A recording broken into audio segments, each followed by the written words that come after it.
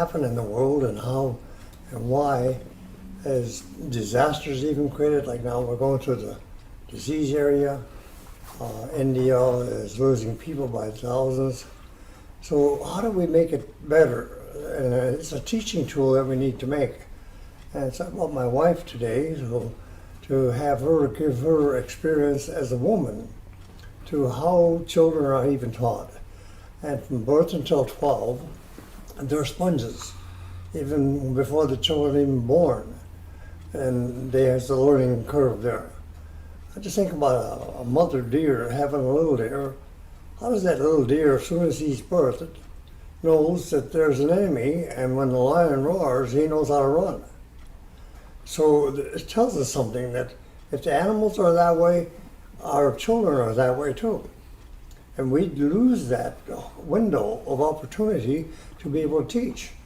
And to me, if it's common sense, if you got a heavy thing, there's leverage. Makes it a little better. If it's a heavy thing, there's carts. There's wheels that you can put underneath, and you can move things that, but it's a thinking pattern. So I'm going to hand it over to you. What do the women see, because they birth a child and are with the child till they go to school, which is 16 or 18 years old, and then they start to turn into teenagers, but also into adults. What are they when they get to that place? What happened from birth until 12? Well, I think in my experience, I had 3 kids, and the first one I spent a lot of attention with. She was with me constantly, and when I fed her, I talked to her. When we cooked, she watched and I talked. When she cried, I played with her, and I had to give her a lot of attention. We read constantly. Now, when she was about 2.5 or 3, she had a little brother, and still paid a lot of attention to my older child. But with 2 of them, it makes it a little bit harder, and we were mostly alone. Their father worked a lot at nights and he was sleeping, so I sort of had to do it all. But I think women have a more closeness to their children than their fathers do, because they're there all the day. And I was fortunate enough to have my children back in the 60s and 70s when I didn't have to work. I stayed home with them. And there were times when I should have worked, and eventually I ended up, after the 3rd child was born, I started watching kids in my home because I needed to work at that time. But I still had a connection with my kids. But at that time I had the other kids there too, and it made a difference. And of course my 2 oldest were in school, but my youngest was there, and I think maybe he lost something by that. He never had the enthusiasm for reading and learning like his brother and sister did. He was more laid back. Maybe that was part of his personality, I don't know. But I think a mother has the most influence because she spends the most time with them. And I feel sorry for these moms now that have to leave their kids at a daycare center, or they have to leave them with someone. And I don't know how it is in other countries. I know they have daycares in Africa and India and some places, but I think there are probably a lot of kids that are just left, or their parents stay home or they work at home. And I think that's hurting our kids. I think a lot of them, especially in America, a lot of kids end up on the street because they don't have anybody home with them. Their parents can't afford to get them daycare, so it's rough, but you have to work with your kids. I raised my kids by myself after a good number of years. After my daughter was 13, I had them all by myself because I had problems with my husband that drank too much, and we just had to leave, and that puts a stress on a family. There's lots of stressors on families, but that's definitely one of them. Some of them are financial, some of them if somebody's playing around, or infidelity. But I think for us it was the drinking, and of course that affected our finances. That's why I started taking care of other people's kids.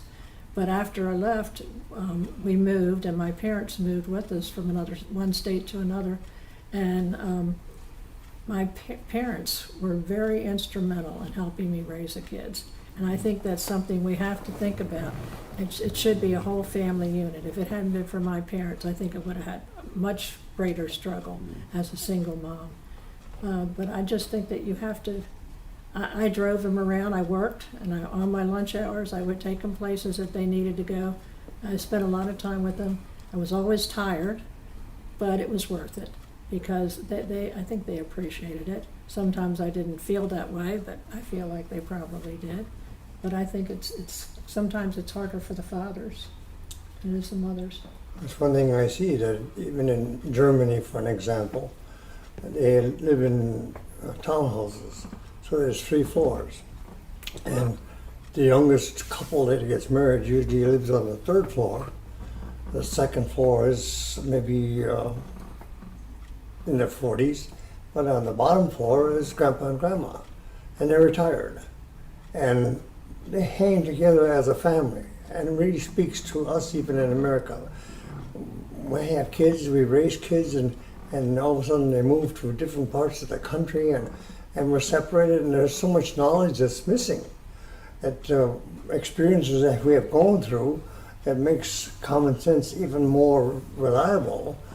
But on the other hand, if the grandparents are teaching the children, when both parents have to work, here in America, we're losing it because the daycare takes over, the teachers take over, and what are they even teaching our society? The future of America is because of what they learn in school. And we can even see what's even happening in our system right now because there's too many people thinking this is where we need to do it and we need to have control. No, America was based by the people for the people, and freedom to choose. But what do we give our children? What kind of freedom do they have? Do we give them a choice until that learning age is over? So I want to turn back over to you. How do your children gain to who they are and what they are? I think it's a balance between love and discipline. We definitely have to show them love, but we have to show them discipline too, but that can be done with love. And it has to be, I think in my family, I think part of the problem with my children was that my husband and I, my first husband, didn't always agree. I was a stronger one, and he was a weaker one because he seemed not to care. But the parents should both be on the same page. That's very important, I think. And even if you're a single parent, it's a little bit harder. But I think maybe you can show them more love because you have more time. You're not taking care of daddy too. You're living for the kids. So there's a couple ways of looking at it. And I think with women, women need to have a voice. And I think in the last 50 years, it's been a problem and it's been a blessing. Women have come out as feminist, or the women's rights have always not always been the best thing for our country. I think they've threatened men more than anything else. But women have sort of found a voice for themselves. They're not like second fiddle anymore. I mean, the husband is supposed to be in charge, and I realize that, and I think that's the way it should be. But I think women need to have an opinion too. And in the past, back in the 30s and 40s, even before that, I think the men kind of thought, well, I'm in charge, and that's it. Mm-hmm.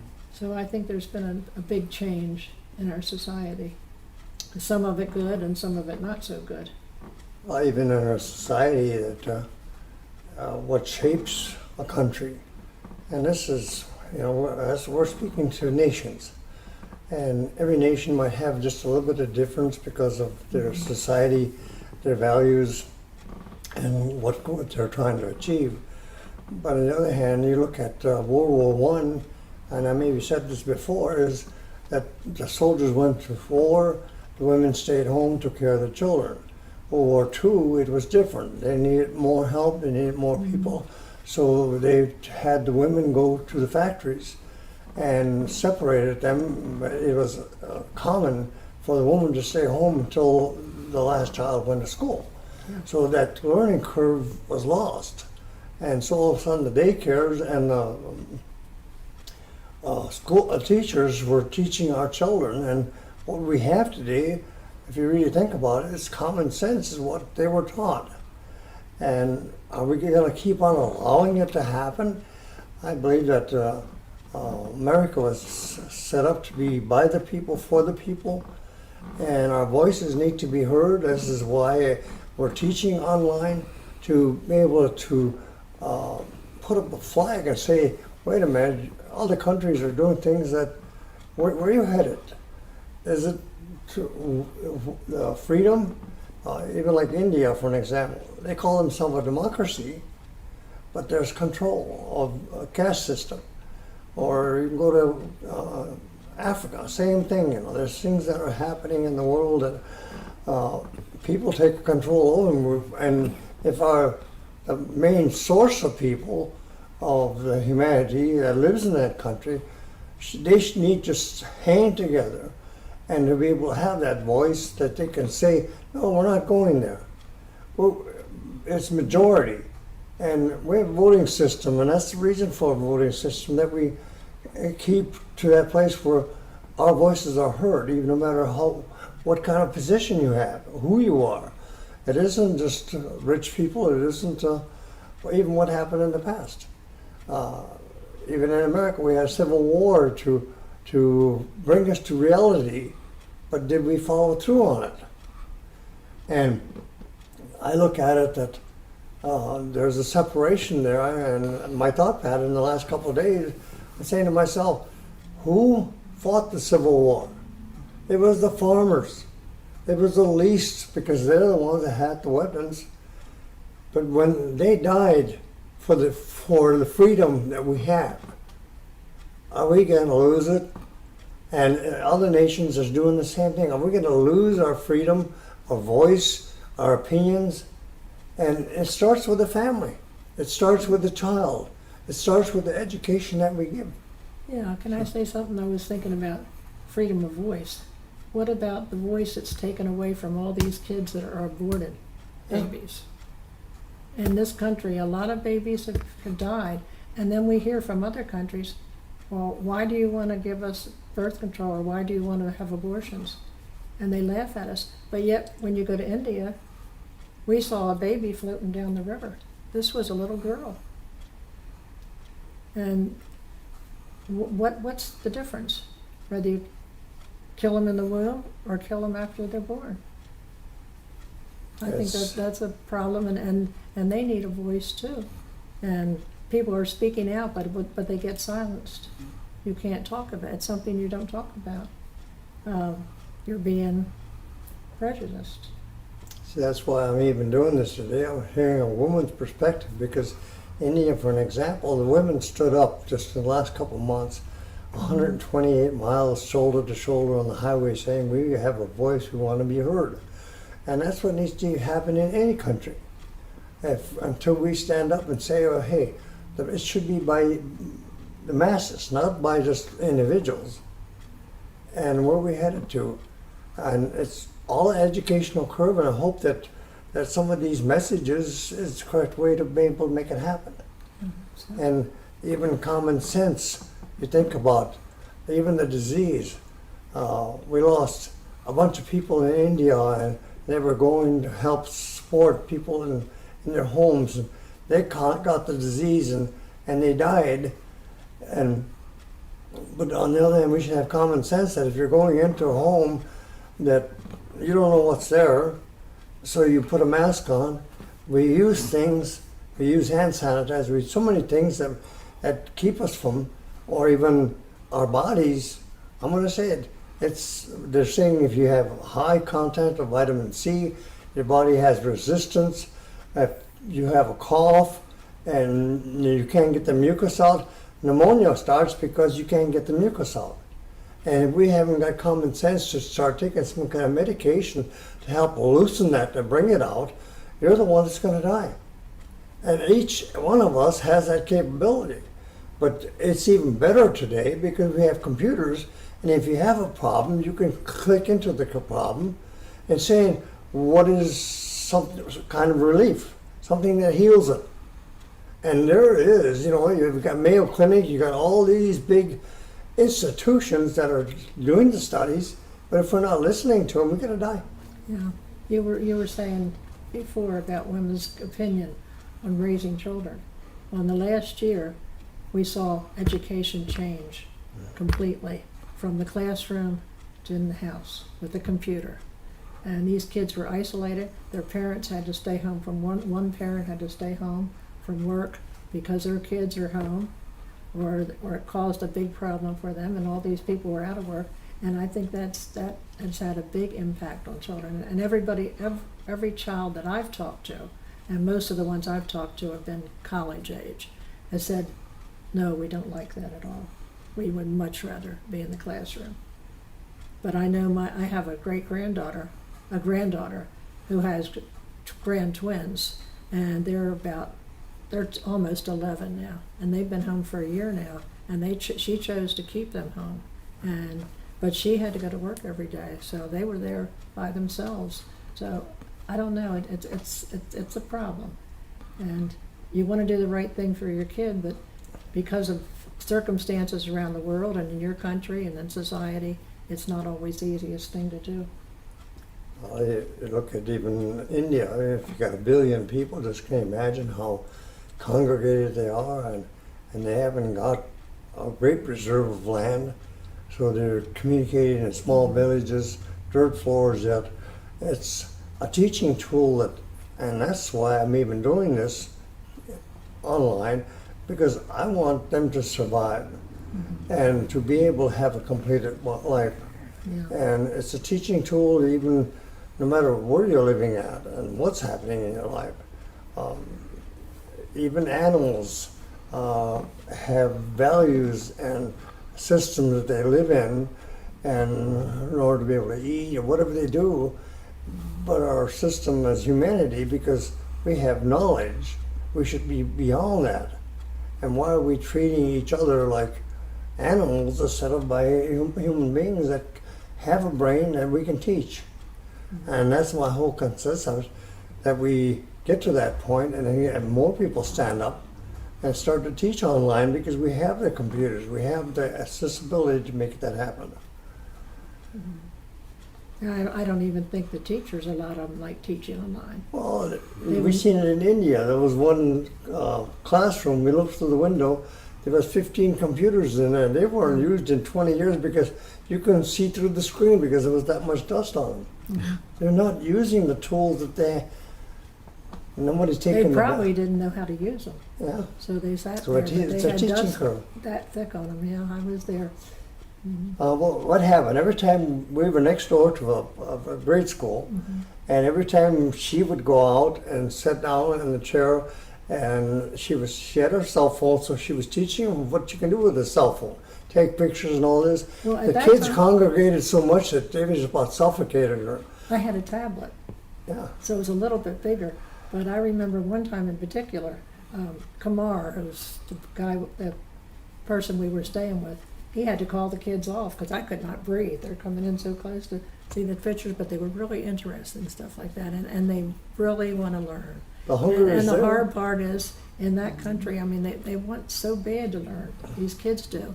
But if they're not privileged class, if they're an underclass or untouchables as they call them, it's hard. And that school, it was sad to see what that school was, just so antiquated. And I mean, nobody here would want to go to school there. And they didn't have a bathroom, but they had tubs outside where you could drink along the wall, and there were little fountains on there, and they were dirty and filthy. And it's so sad that that the rich people in a country don't care for the poor people. They don't care about them. All they care about is their own pocketbook. And it's that way in all countries. It's that way here too, to a lesser extent. But it's sad. But just to give you an example, my wife had some finances came in and decided that we were going to build a school in India. And we just got pictures in the last 3 days. First picture was drilling a well. And they needed water to be able to make the cement and whatever else they needed. All the iron was there and all the gravel was there, the concrete was there. And in 3 days, the building is up. The last picture is showing it 8 feet high, and it's probably 80 or 90 feet long, and it's maybe 70 feet wide. a building that would cost $100,000 in America, that she can be able to put that up for about $20,000. 16. It's a training center. It's a teaching tool. And it's in a village. They donated the land. And now they're even donating all the labor. All we had to do is she had to furnish us the material. This is what needs to happen in other countries. We need co-ops. We need villages to come together, and even in the teaching area, to get a laptop or a tablet. And we're willing to do that. We're willing to send tablets into a village, and that village would come together and put a staff on of trustees and saying, we'll collect enough money to pay for one person to go from home to home and teach values, teach common sense, teach Hygiene. apprenticeships, whatever we need to be able to make a nation that's going to recover. And it's us that have gone through life, that have the knowledge, and if we just, even this morning, a teaching we had for a bunch of men, and saying that we need to be able to do something to be able to change the environment, and people are dying and disease, and she might be retired from the workforce. But Roger, for an example, he worked for the Cape, and he has lots of knowledge of computers. And he came over to my house about 2 months ago, and he had a stick. And he stuck it in the side of the computer, and he could see things that I couldn't even open up. Because the stick was performed for that. He was working for the government, so he could see if somebody was hacking, or if there was cookies added to the computer, he could delete it. And then a couple days later, I see him again, and he says, I went to bed last night, and I woke up, and I can't remember nothing. I seen him today, and I says, Roger, I need you, because if we're going to be teaching, he says, yes, my memory's coming back. And I says, praise the Lord. But on the other hand, see, there's value. And you could be working for the government, you can retire from your workforce, maybe you're 64 years old or whatever, but you don't retire from what you learn for the rest of the world. We should have the freedom to be able to share. If I know there's millions of people on Facebook, but it's ridiculous. You go in there and you look at what's going on. They're showing pictures, and their language is bad. It's not a teaching tool.